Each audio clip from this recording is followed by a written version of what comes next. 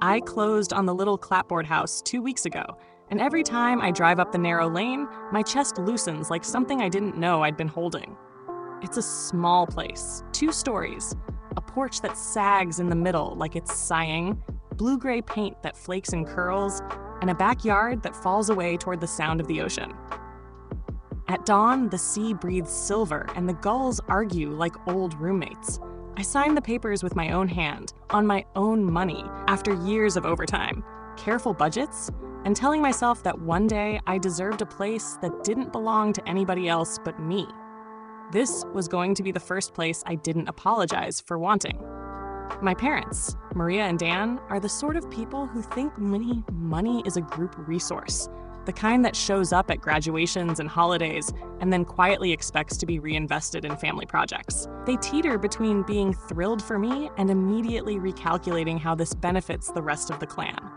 Amanda, my sister, is a force field of warmth, quick laugh, enormous family planner, and currently engaged.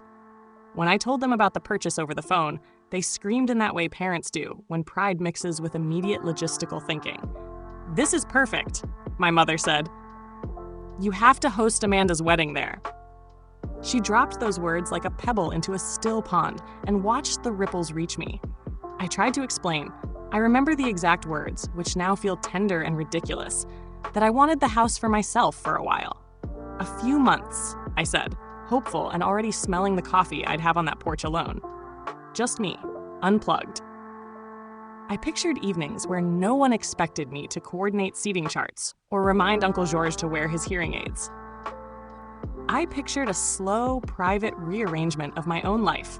My father, who never learned to hear the small, quiet, desperate things people say when they mean them, chuckled and said, "Of course you do.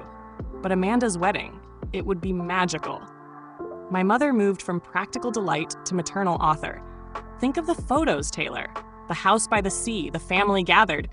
Their voices became a chorus that made no room for the lone note I was trying to sing. They didn't mean to be cruel. They meant what families mean.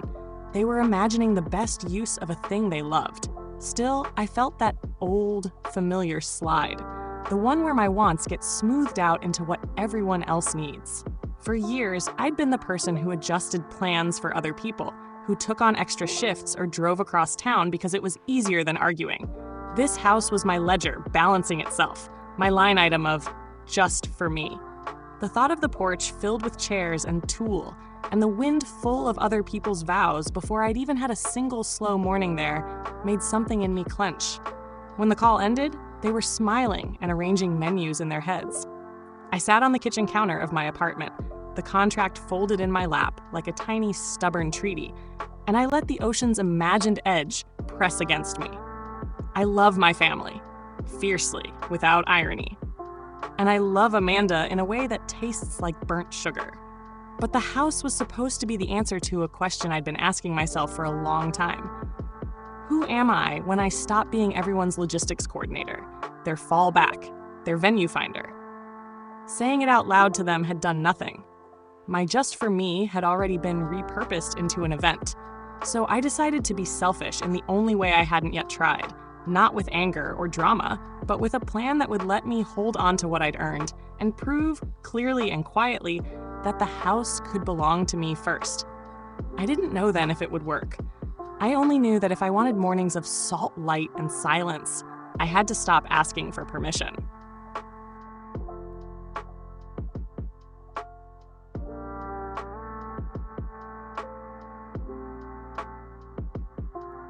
I recruited accomplices like I was casting a tiny, very specific play. Zoe, a comic actor who treats improvisation like a national sport, agreed to be the lead tenant. Marcus, my college roommate, was happy to play the part of a loud, earnest barista-turned-artist who lives on oat milk and opinions. Priya, who teaches yoga and smells faintly of sandalwood, promised to be an enigmatic presence who would do sound healing in the living room at odd hours. None of them had ever met my parents. They were perfect because they could be convincingly odd without being cruel. We moved in on Friday under the pretense of a short-term rental, mismatched luggage, an odd assortment of candles and succulents, a stack of beat-up paperbacks that looked deliberately curated. I taped the little occupied sign to the door and sat in the dunes with binoculars until my shoulders loosened. The house looked ridiculous from the bluff. My own tidy domestic rebellion turned into a theater set, and for the first time since signing the papers, I felt a giddy, childish thrill. They arrived late afternoon. My mother's car rolled up the drive, 2 suitcases in the trunk, and a folding chair strapped like an anxious flag. My father followed in the next car, list in his hand, Hart already arranging seating plans. Amanda was there too, laughing as she always does, clutching a binder full of Pinterest printouts like a rosary. I crouched behind a dune bush with the binoculars, breathing into the magnified view of them like some guilty naturalist. My friends performed their roles splendidly. Zoe opened the door wearing a faded band tee and an expression that suggested she just remembered a secret. She introduced herself as Lena, with a breezy half smile, and immediately launched into a story about being a costume designer for an experimental theater troupe. Marcus, or Theo, his temporary name, smiled too wide and began explaining, in excruciating detail, his latest installation involving reclaimed driftwood and questionable lighting.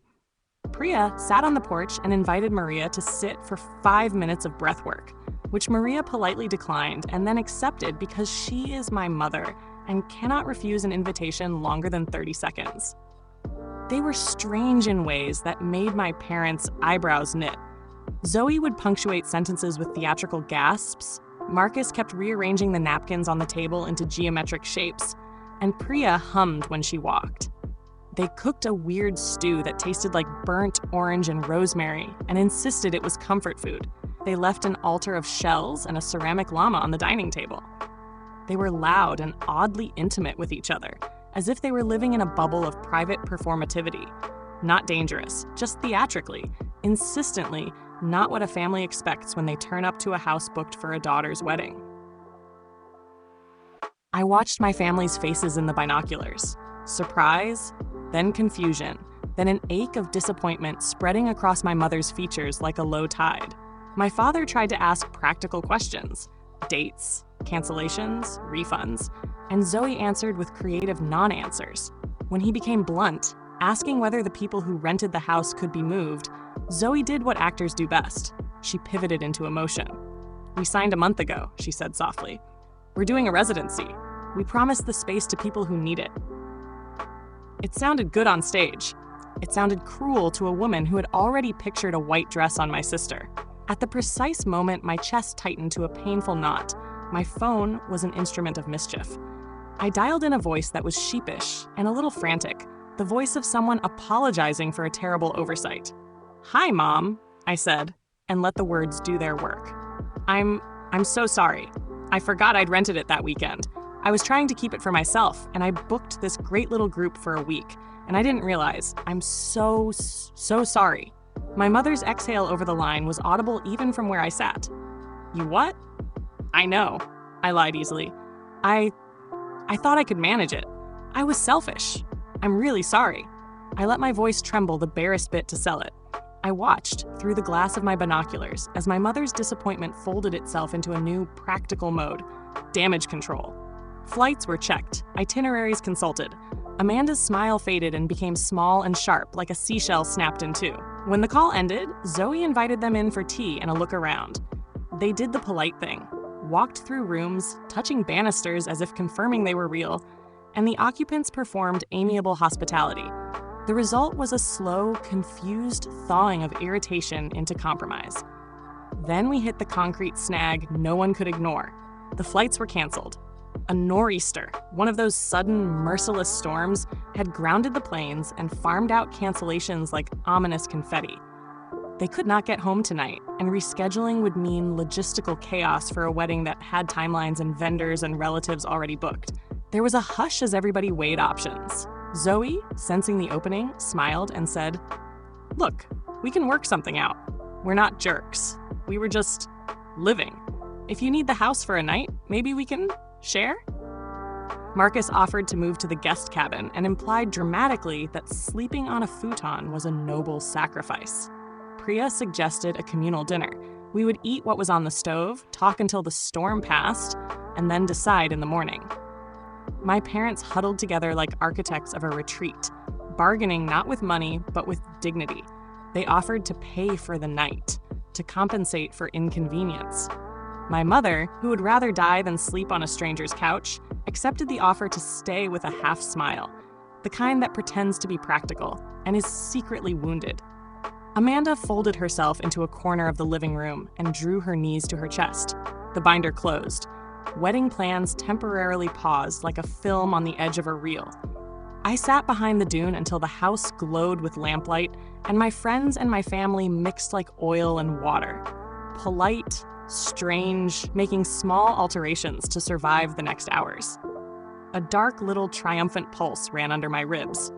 The sting of success tempered by the sight of Amanda's small, honest disappointment. And I realized the plan had worked better than I dared hope. They would stay. They would be inconvenienced. They would feel the hollow I had tried to protect. And from my hiding place, watching them double over candles and odd dishes in each other, I felt the heavy, complicated lift of something I hadn't named. Not revenge exactly, more like a claim staked in the soft ground of the life I'd earned. The next morning, the house smelled like rosemary and burnt coffee. The storm had thinned into a bruise of clouds, and my parents were leaning over the kitchen island like conspirators trying to summon a miracle. Amanda was quieter than I'd ever seen her pre-wedding. Serious, small, folding and refolding the same page of her binder like a talisman. They were packing to leave, already rehearsing apologies for vendors and relatives. My stomach did a slow, familiar cartwheel of guilt and relief. This was the part where the plan had to stop being a punishing joke and start being honest. I walked in without knocking. Zoe froze mid-gesture. Marcus looked like a man who'd been caught with a paintbrush in a museum. Priya's hum trailed off. The room spun a tiny beat of confusion that my parents wore like armor. I let them have that beat before I spoke. "Hi," I said. My voice was the same one I'd used on the phone the night before, but steadier. Surprise. My mother's mouth opened and closed. My father's face went through every shade of betrayed accountant. Shocked, annoyed, then trying to parse whether numbers could explain feelings. Amanda looked up slowly, as if waiting to see what feeling would land. "You put them up in my house," my dad started. What is this stunt?" "It's not a stunt," I said. "It's a boundary." My tone was careful because the thing I'd done had been a little mean and a little brilliant, and I wanted them to see both. I bought this place for me, not as a venue, not as a family project. For me.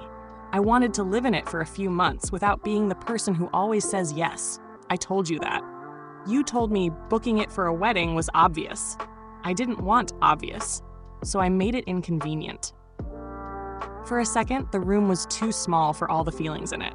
My mother folded her arms, which is her way of translating worry into vote. "We were excited, Taylor," she said. "We didn't mean to. Take." "You made plans," I said, softening. "I get it. I love Amanda. I want her wedding to be beautiful. But I also wanted a little time that was just mine, so I staged a terrible theatrical eviction." I let a small laugh out. It tasted like relief and the faintest bit of triumph. My father's jaw unclenched a fraction. "So you, watched us? You've been spying?" "Not spying." I gestured toward the dunes. "Observing. And yes, I called. I lied. I made my friends act like the weirdest tenants on the planet. I wanted to see what you'd do when the house wasn't immediately available." I met Amanda's eyes. She wasn't angry. She was only folding herself back into the moment, trying to understand the shape of me in it. "What good did this do?" my mother asked. It wasn't accusatory. It was the pragmatic voice mothers use when they need to catalog a problem. "It proved that you love weddings more than you hear when I say I need something," I said. "It also proved that you'd find a way to make it work even when everything seemed to go wrong. That matters." There was a beat. Then Zoe, still in character until the last possible second, shrugged off her make-believe like a costume. Marcus gave a small, theatrical bow, and Priya put her hand on my shoulder the way people do when they want to make sure a plan that required their souls doesn't feel silly in the light of day. Amanda stood up. She closed the binder and slid it into her bag, then did something that made my chest unclench. She walked over and hugged me. It was quick, almost businesslike, and then she said, "I didn't want to take your house, T. I honestly thought you'd want it to be ours." Her voice had a fold in it I'd only heard when we were kids and one of us had scraped a knee. "You can have it," I told her. "You can have the wedding." The words were lighter than I expected. But I want mornings, for a month. I want coffee on the porch without chair arrangements. I want to learn the house's rhythms before it becomes everyone else's backdrop. Amanda's laugh was the thing I loved, bright and incredulous. That is the most Taylor boundary I've ever heard. She kissed my cheek. "Okay, 1 month. Then we take the rehearsal dinner the night before. We promise not to turn the house into a Pinterest shrine until you give us the okay." My parents exchanged a look that had apology and calculation in it. My father sighed. "You fiend," he said, and there was affection greasy with remorse in it. "Fine. We'll be reasonable. We should have asked better." We made a plan like adults who like each other. Amanda's wedding would be here, but on dates that respected my time. My parents promised to help with linens and vendors without turning the house into a family annex. I promised not to orchestrate any more social experiments without a full moral review. We shook hands, we negotiated, we fiated, we forgave in the small ceremonial ways families do, by assigning roles and responsibilities as if those can mend the little privacy injuries that love sometimes leaves. On the day of the wedding, the house wore a new kind of light, not mine and not fully anyone's. A collaged light made of vows and salt and the way the tide sounds like applause. Amanda made the house look like it had been waiting for her. The back porch strung with lights, the living room cleared of eccentric altars, chairs arranged in a half moon facing the ocean. For a moment, I watched from the kitchen doorway and felt the double ache of pride and loss, like watching someone else wear a coat you loved. When the ceremony ended, Amanda found me and dragged me into the crowd. She pressed a folded piece of paper into my hand. "For your mornings," she said. Inside was a list of small things. Vendors' numbers crossed out, a note that said, "Rehearsal Friday night, you choose music," and at the bottom, in her messy scrawl, also, "You deserve this house. Don't let us make it mean otherwise." After everyone left and the dishes were done, the house emptied down to the quiet I'd wanted. My parents drove away with a trunk full of chairs and a newfound respect for my taste in solitude. Amanda called later that night to tell me about a guest who tried to hug the ocean and nearly fell in. We laughed until our mouths hurt. I sat on the porch the next morning with my coffee, the first slow, wholly unshared morning I had in months. The gulls argued like old roommates. The wind smelled like rosemary and the distant, clean tang of the sea. For a long moment, I just listened to nothing that required me to be anyone but myself. The house had done what I'd hoped it would. It made room. Not because I had staged an elaborate little betrayal, but because I'd finally told my family, clumsily, theatrically, that my life needed to be partly mine. They bent. I bent back. The house kept both our shapes without breaking. That's what I think about when the wind shifts and throws salt in my face. That you can invent small, ridiculous ways to defend yourself, and they'll work only as long as you know why you're defending the thing in the first place. In my case, it was simple.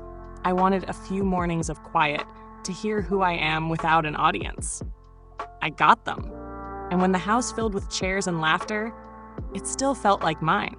If only because I had the courage to say so, and a handful of friends willing to act the weirdest people on the coast to make the point.